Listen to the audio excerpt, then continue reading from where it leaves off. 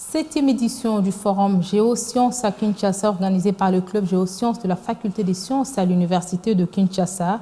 Ce rendez-vous vert se tient sous le thème « Ressources naturelles de la République démocratique du Congo face aux enjeux de l'exploitation verte, de la transition énergétique et de la croissance économique ». Pour ce qui est de la première journée, il faut dire qu'elle a été marquée par des panels axés sur l'exploitation des ressources naturelles en République démocratique du Congo en perspective de l'économie basée sur la transition énergétique.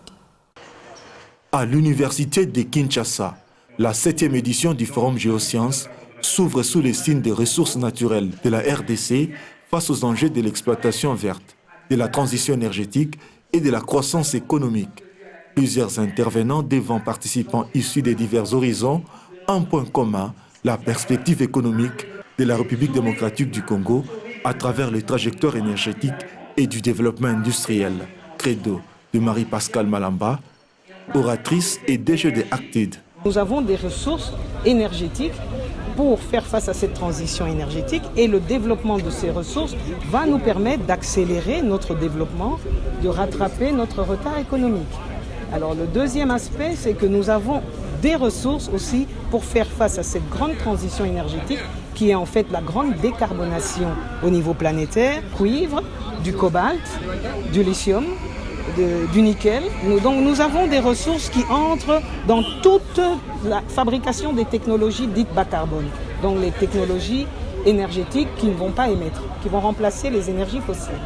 Le chargé des affaires régionales et des résolutions des conflits de l'EAC a quant à lui expliqué le bien fondé du membership de la RDC à cette organisation sous-régionale de l'Afrique de l'Est, un atout en perspective économique favorable au Congo. Je commence par remercier et féliciter les organisateurs, le club de Géosciences.